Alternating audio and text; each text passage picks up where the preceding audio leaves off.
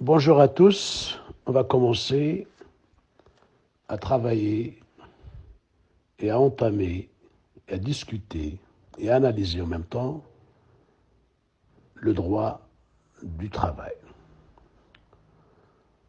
Alors, comme vous le savez, dans toute collectivité, les hommes ont besoin de travailler les uns pour les autres. Et dans les sociétés primitives qui ne disposent pas de moyens de paiement, cette prestation mutuelle de travail se fait à l'époque, jadis, sous une forme que nous appelons l'entraide et qui existe chez nous au stade très restreint de la famille et encore en droit uniquement pour les ascendants et les descendants les uns par rapport aux autres.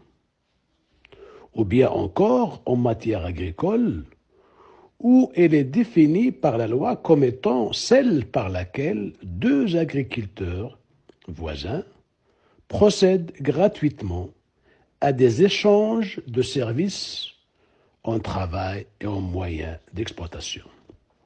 Mais dans une société évolue, moderne, comme la nôtre, cette manière de procéder est, sauf cas exceptionnel, impossible pour des raisons évidentes.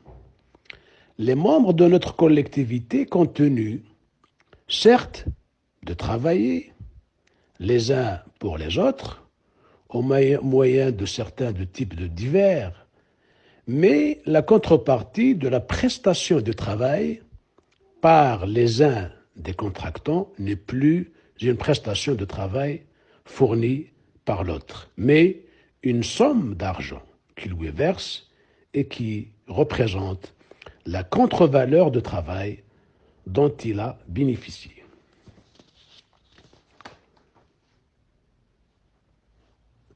Comme vous savez, le souci de réguler les rapports de travail dépendant afin d'éviter les explosions sociales qui bouleverseraient gravement l'ordre public et perturber la croissance économique est à l'origine du droit du travail. En effet, la situation de totale dépendance dans laquelle se trouvaient les travailleurs au lendemain de la révolution industrielle avait choqué une partie de l'opinion publique et engendré de violents conflits sociaux. Entre parenthèses, les grévistes en France étaient alors comparés à des bandits, des apaches, etc. Le droit du travail moderne est ainsi issu de la crise de 1929.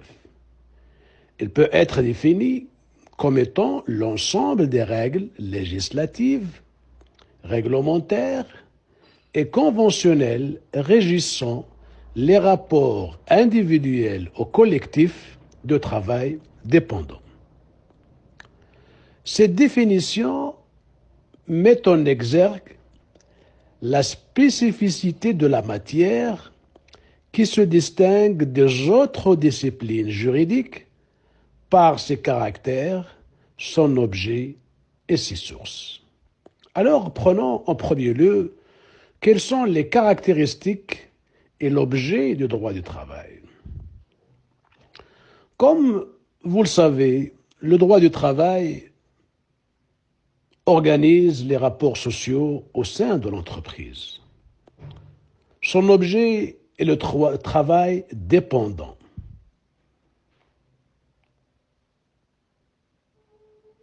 Il est donc à la fois un droit partisan, un droit progressiste et un droit autonome. Alors, si on veut expliquer qu'est-ce que c'est un droit partisan,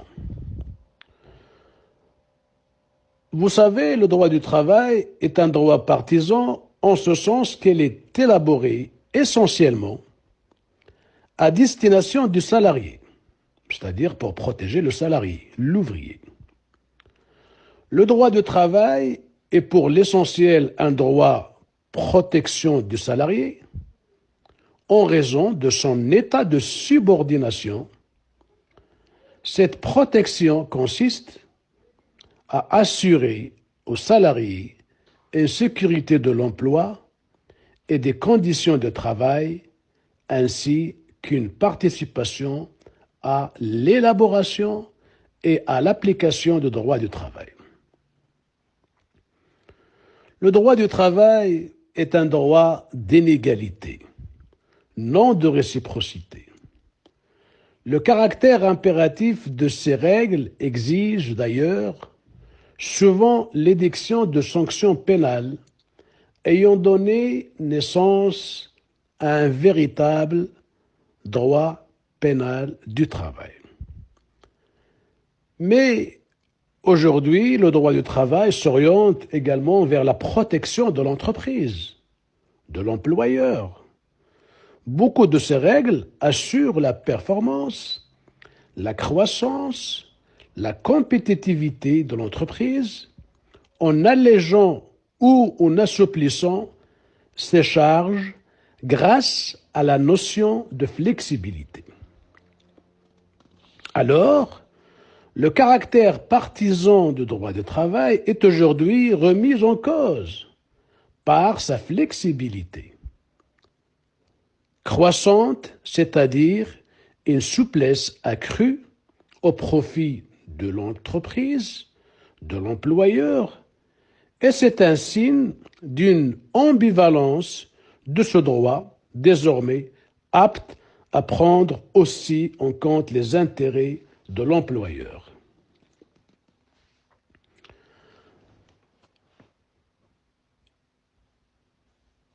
Cette caractéristique rappelle aussi que ces disciplines marquées, c'est-à-dire le droit du travail, marquées par les conflits d'intérêts et la résultante de rapports de force dont le point d'équilibre est par nature mouvant, ce qui confère au droit du travail un caractère évolutif, dynamique, contingent ou changeant.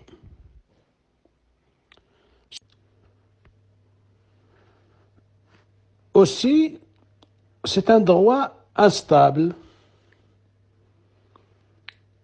Pourquoi? Parce qu'il organise la vie quotidienne des travailleurs et est influencé par la situation économique, politique, sociale, qui est instable par nature aussi. C'est un droit qui se transforme et progresse sous l'impulsion des facteurs techniques, économiques et sociaux. Elle est aussi un instrument de paix sociale, car elle influence le mode de vie du salarié, entre parenthèses, en ce qui concerne son salaire, la durée du travail, l'âge de la retraite, les conditions de travail, etc., etc.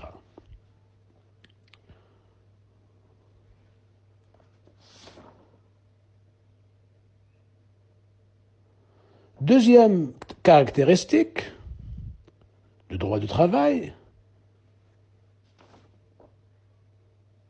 c'est un droit progressiste, en ce sens qu'il admet qu'une norme inférieure peut déroger à une norme supérieure lorsqu'elle est plus favorable aux salariés que celle-ci. Ce qui permet notamment aux conventions collectives d'améliorer le statut légal du salarié. C'est ce que l'on appelle le principe de faveur. Ce principe commande, en cas de conflit de normes, d'appliquer non pas la norme hiérarchiquement plus élevée, conformément à la hiérarchie des normes, mais celle qui est plus avantageuse pour le salarié. C'est-à-dire toujours, on cherche à donner plus de protection, plus d'assurance pour le salarié, malgré qu'il y a une norme supérieure, et on trouve par la suite que la norme inférieure consiste à protéger davantage le salarié, donc on applique cette norme et on ne va pas appliquer la norme supérieure. Cette possibilité de dérogation, ce qu'on appelle en latin in favorem, de faveur, est caractéristique de l'ordre public social. Il a été érigé par la jurisprudence en principe général du droit, mais n'a pas de valeur constitutionnelle. Elle connaît aujourd'hui une double limite. D'une part, certaines règles ne sont susceptibles d'aucune dérogation parce qu'elles sont le reflet non de l'ordre public social, mais de l'ordre public fondamental. Entre parenthèses, libre entreprise, propriété privée, responsabilité, prohibition des engagements perpétuels, etc.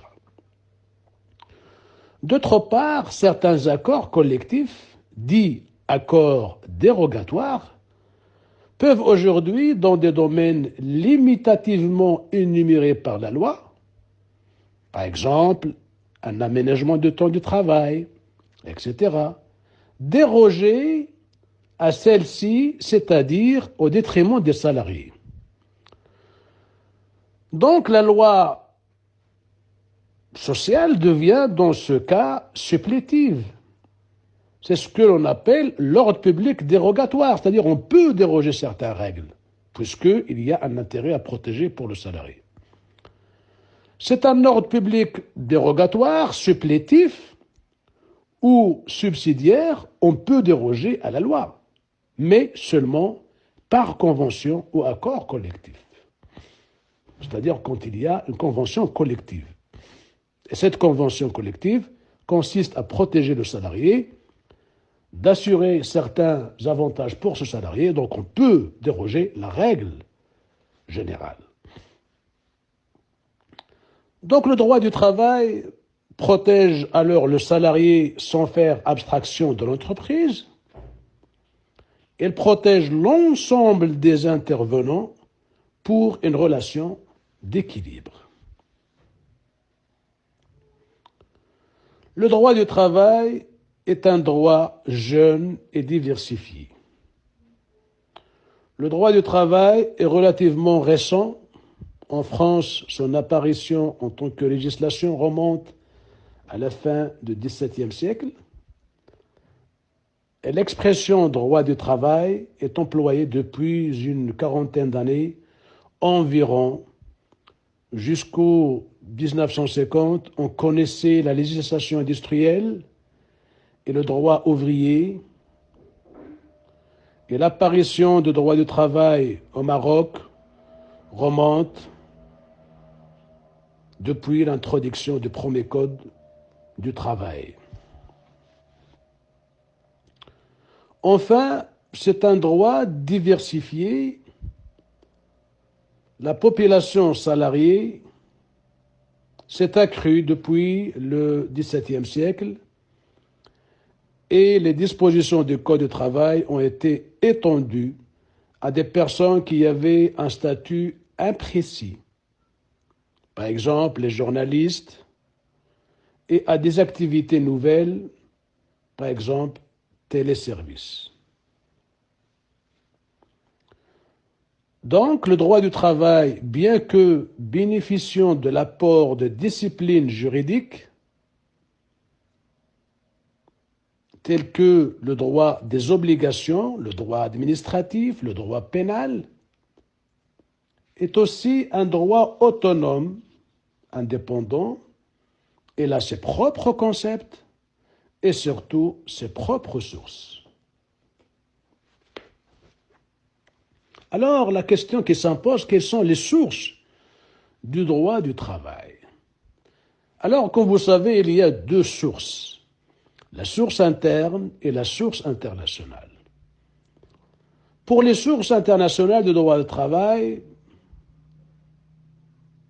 en fait, ce sont des sources qui forment un véritable droit international du travail constitué par les traités internationaux, les instruments des droits de l'homme et les conventions internationales. Alors, qu'est-ce que c'est les traités internationaux?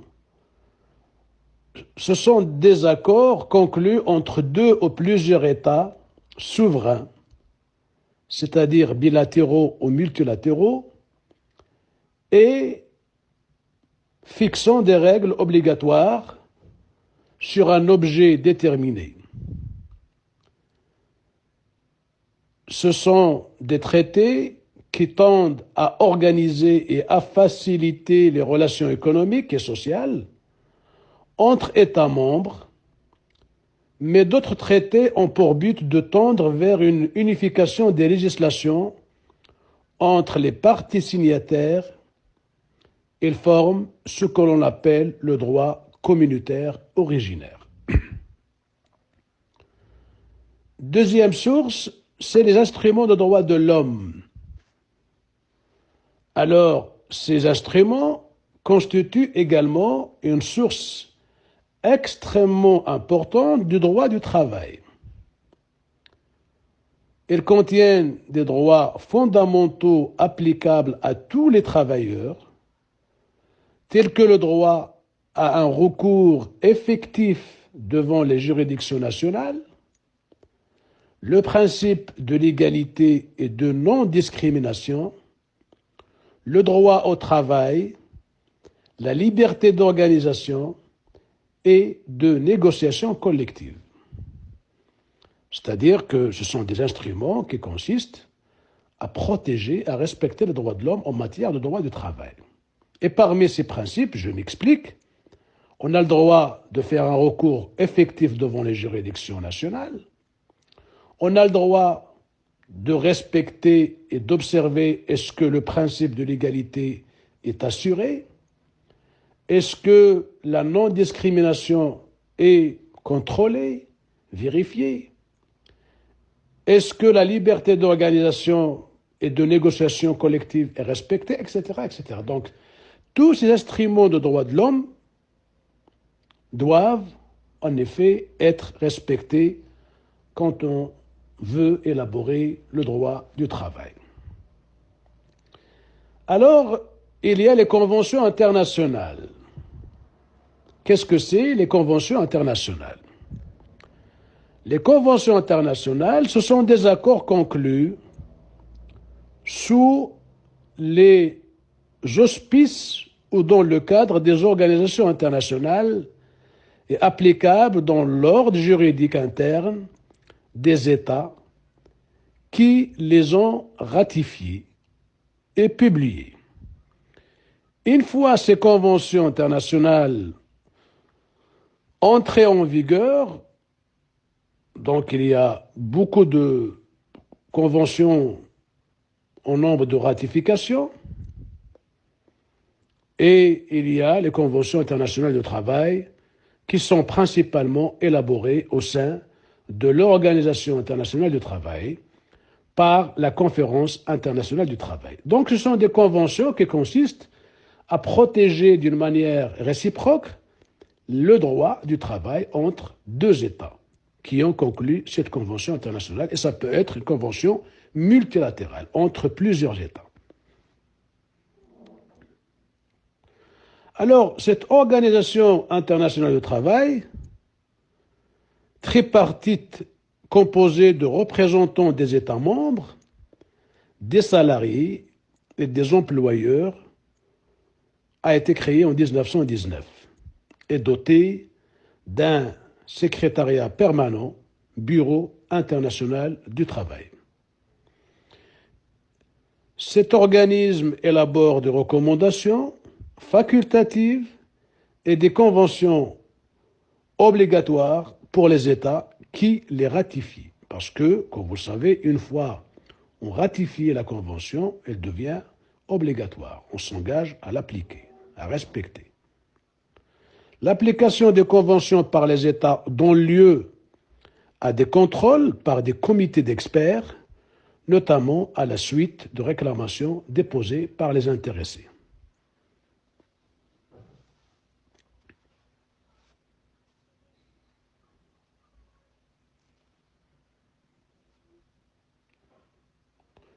Le Maroc, parmi les membres qui ont ratifié la Convention internationale, et il était membre depuis 1956. Il y a aussi les sources communautaires dérivées de droit du travail. Ce sont des règles élaborées par un organe communautaire, Conseil des ministres par exemple, est applicable dans tous les États membres de la communauté, comme par exemple la communauté européenne, constitue une source de droit du travail. Elles sont principalement constituées des directives et des règlements.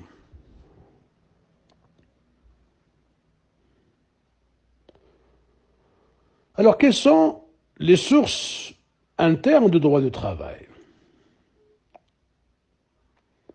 Au niveau national, les sources de droit du travail se composent de sources étatiques et de sources non étatiques.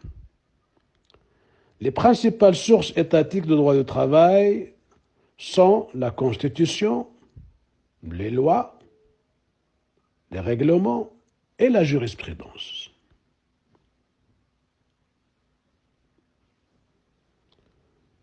Alors, la Constitution, en tant que source nationale, c'est la norme juridique fondamentale élaborée par le pouvoir constituant et destinée à organiser les institutions politiques au pouvoir de l'État et à garantir les droits des citoyens et les libertés fondamentales. L'actuelle Constitution de 2011 proclame ou reconnaît notamment dans son préambule et ses articles un certain nombre de droits sociaux fondamentaux et de principes particulièrement nécessaires à notre temps, comme le droit au travail, le droit de grève, le droit syndical, la liberté de travailler, le droit de participer à la détermination des conditions de travail, le principe fondamental de non-discrimination et le principe de sécurité sociale. En deuxième lieu, c'est la loi en tant que source nationale. La loi était toujours la source essentielle du droit du travail. C'est d'ailleurs la raison pour laquelle le droit du travail s'appelait législation du droit du travail. Les lois du travail sont principalement rassemblées dans un code du travail. Le code du travail marocain a successivement été institué par la loi numéro 65/99 comme un nouveau code de droit du travail. Cependant, de nombreuses lois demeurent encore extérieures à cette codification. Il y a aussi le règlement, a actuellement pris une importance considérable en droit du travail.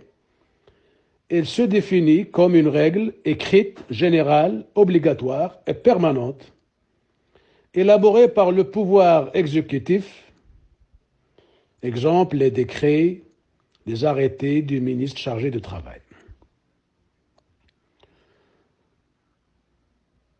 Quatrième point de source nationale du droit du travail, il y a la jurisprudence. Alors, qu'est-ce que c'est la jurisprudence? Dans une acception large, la jurisprudence désigne l'ensemble des solutions rendues par les juridictions sur une question de droit interne ou sur une question de droit donné. Mais au sens technique, précis et moderne du terme, on entend par jurisprudence la série des décisions concordantes rendues sur une question de droit déterminée ou encore la solution suggérée par un ensemble de décisions de justice suffisamment concordantes rendues sur une question de droit et sous l'autorité de la Cour de cassation. Donc, je m'explique, la jurisprudence est considérée comme une source extrêmement importante, surtout en matière de droit et plus précisément lorsqu'il s'agit d'un texte qui est imprécis. Un texte qui est imprécis, ambigu. Donc, c'est à la jurisprudence de développer, d'expliquer, d'interpréter le sens exact du texte. La jurisprudence est source de droit du travail dans les cas exceptionnels où la loi est obscure, absente ou vieille. Mais elle a la particularité d'être hétérogène en raison de la pluralité des juridictions compétentes pour connaître du contentieux social. Entre parenthèses, par exemple, la jurisprudence des tribunaux du travail, la chambre sociale, dans les tribunaux de première instance, par exemple à Casablanca, jurisprudence juridiction répressive, jurisprudence des tribunaux administratifs et de conseils d'État comme le cas de France, ce qui rend difficile sa connaissance et peut entraîner une lenteur excessive des procédures.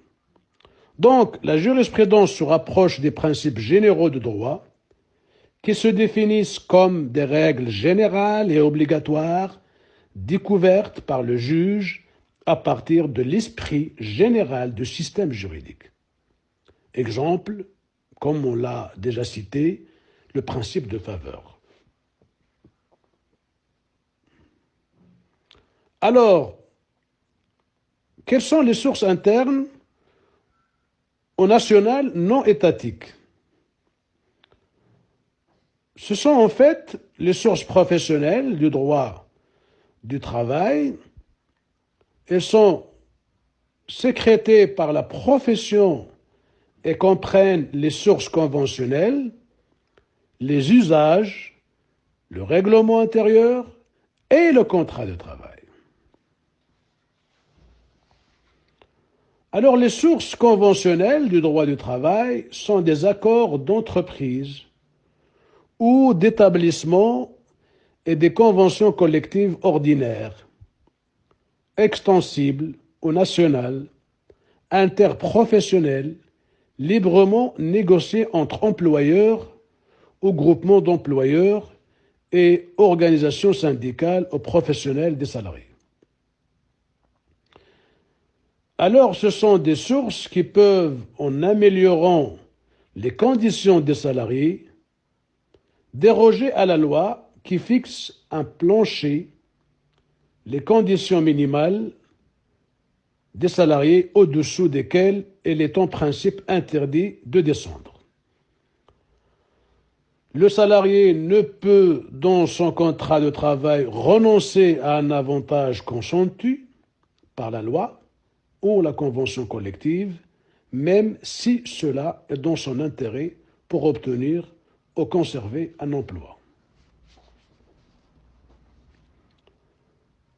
Alors, les usages, comme source nationale, non étatique, ce sont des pratiques constantes, fixes, générales, suivies dans la région, la profession, usage professionnel ou l'entreprise, usage d'entreprise et communément admises, considérées comme obligatoires. Elles sont visées par le législateur dans diverses matières, notamment dans la définition des cas de recours au contrat à durée déterminée ou de la durée de préavis en cas de démission.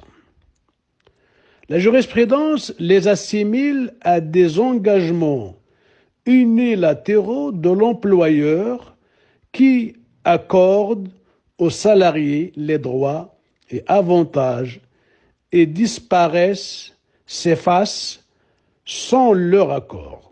Ainsi, le salarié, par exemple, peut réclamer l'application d'un usage à l'employeur. Celui-ci peut dénoncer l'usage, c'est-à-dire revenir unilatéralement sur un avantage acquis par les salariés, à condition de donner un préavis aux représentants du personnel et une notification à chaque salarié.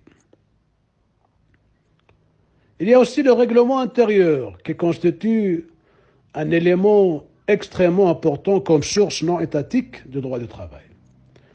Qu'est-ce que c'est le règlement intérieur? C'est un document par lequel le chef d'entreprise, le chef d'établissement fixe les règles générales en matière d'organisation technique de travail, d'hygiène, de sécurité et de discipline dans son entreprise ou dans son établissement ou dans son atelier. Et donc, chaque entreprise affiche son règlement intérieur. Si vous allez le remarquer, peut-être vous allez passer des stages dans des entreprises ou bien des établissements privés, vous allez remarquer qu'il y a un règlement intérieur qui est affiché à l'entrée de l'atelier ou bien à l'entrée de l'entreprise. Comme quoi, tous salariés doivent respecter ce règlement intérieur, surtout en matière technique, comment on travaille, les conditions de travail, d'hygiène, de santé, par exemple, porter le masque, etc., dans ces conditions d'exception sanitaire actuellement, surtout quand on voit qu'il y a le Covid-19. Dans chaque entreprise, on a affiché un règlement spécifique à cette situation exceptionnelle sanitaire de Covid-19. C'est-à-dire les entreprises doivent afficher comment les travailleurs doivent se comporter à l'intérieur de l'entreprise en portant des masques, la distanciation sociale, etc., etc. Donc, vous avez remarqué qu'il y a pas mal d'entreprises qui ont fermé parce qu'il y a la crise sanitaire. En même temps, si les entreprises continuent à exercer, donc ils doivent respecter le règlement intérieur qui a été établi par l'entreprise en fixant l'objectif de